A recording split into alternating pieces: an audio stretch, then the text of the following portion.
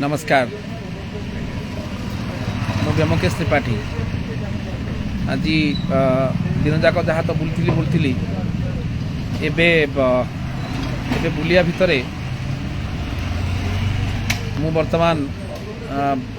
VSS नगर प्राय 70% घर door to door बुलूची cover कर सारे कि एत जोरे वर्षा होची देखो एत जोरे वर्षा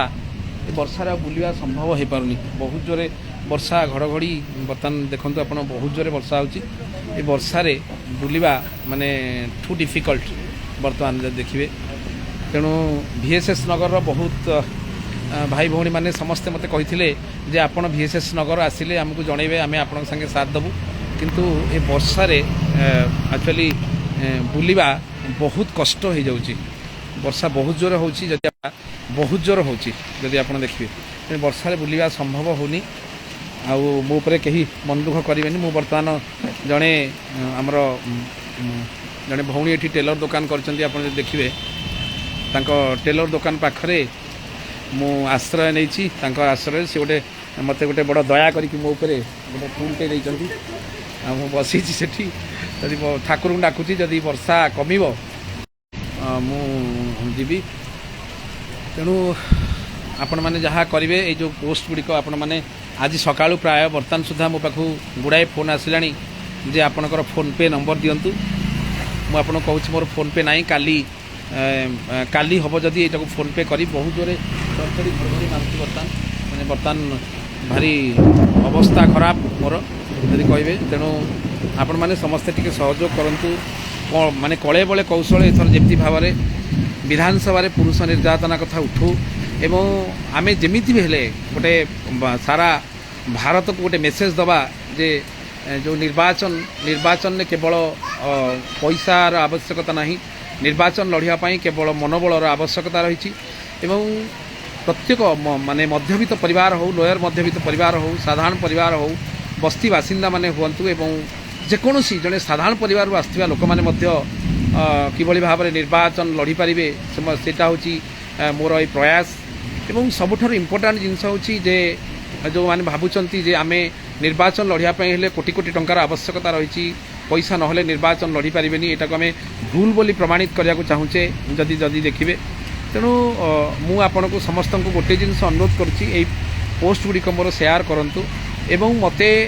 जो मैंने चाहूँगी जे पुरुष मानक पई एटलिस्ट गोटे कमिशन व्यवस्था रहू पुरुष मानक बंचिया गोटे व्यवस्था हो एवं पुरुष मानक सरकार राज्य सरकार हो केंद्र सरकार हो माने मनीषर मान्यता दिंतु से माने मते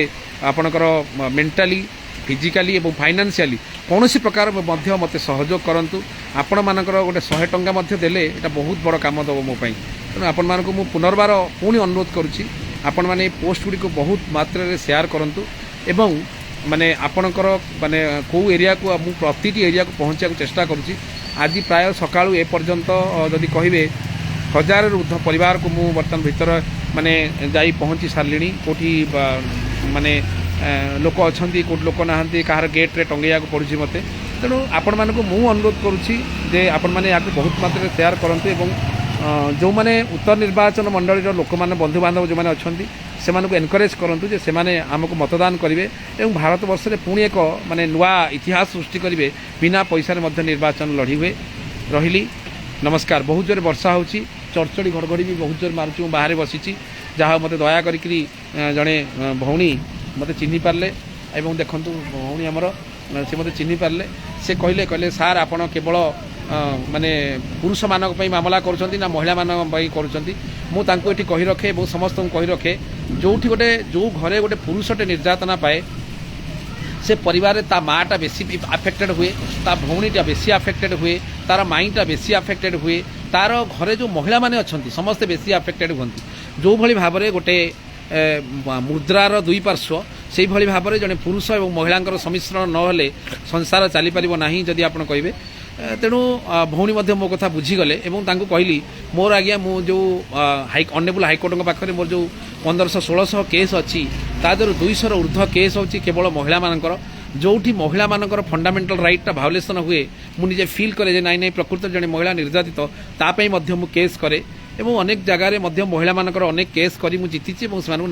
ନ୍ୟାୟ ପ୍ରଦାନ କରିବା ପାଇଁ ଚେଷ୍ଟା କରିଛି ଏବଂ ଅନେବୁଲ ହାଇକୋର୍ଟଙ୍କ ଦ୍ୱାରା ସେମାନେ ନ୍ୟାୟ ମଧ୍ୟ ପାଇଛନ୍ତି ଏବଂ ମୋର ପ୍ରଥମ ଚେଷ୍ଟା ହେଉଛି କେମିତି ମୋର ଆପଣମାନେ ଯେଉଁମାନେ ଭାବୁଥିବେ ଯେ ମୁଁ ଓକିଲାତି କରୁଛି ଯେ ଓକିଲାତି କରୁଛି ତ ନୁହେଁ ଯେ ମୋର ଗୋଟିଏ ଏକମାତ୍ର ଲକ୍ଷ୍ୟ ଯେ ପରିବାରଗୁଡ଼ିକ ଶାନ୍ତି ପ୍ରତିଷ୍ଠା ହେଉ ପରିବାରରେ ରାମରାଜ୍ୟ ପ୍ରତିଷ୍ଠା ହେଉ ଆପଣ ଥରେ ଚିନ୍ତା କରନ୍ତୁ ଯେଉଁ ଭଉଣୀଟିକୁ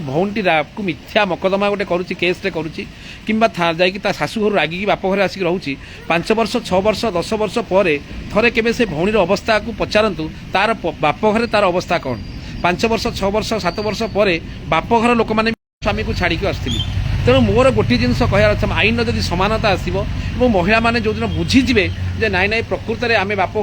ଘରକୁ ପଳେଇ ଆସିଲେ ଆମ ନିଜର କ୍ଷତି ଘଟୁଛି ସେଠି ସେମାନେ କୌଣସି ପ୍ରକାର ଆଇନକୁ ସମ୍ମାନ ଦେବେ ଏବଂ ସେମାନେ ମୋତେ ମଧ୍ୟ ବହୁତ ମାତ୍ରାରେ ସମର୍ଥନ କରିବେ ବର୍ତ୍ତମାନ ବହୁତ ମହିଳାମାନେ ମୋତେ ମଧ୍ୟ ସମର୍ଥନ କରୁଛନ୍ତି ତେଣୁ ଆପଣମାନେ ଏଇ ପୋଷ୍ଟଗୁଡ଼ିକୁ ସେୟାର କରନ୍ତୁ ଏବଂ ଆସନ୍ତା 25 ତାରିଖରେ ହେଉଥିବା ନିର୍ବାଚନରେ ବିପୁଳ ସଂଖ୍ୟାରେ ମୋତେ ମତଦାନ କରନ୍ତୁ ରହିଲି ନମସ୍କାର।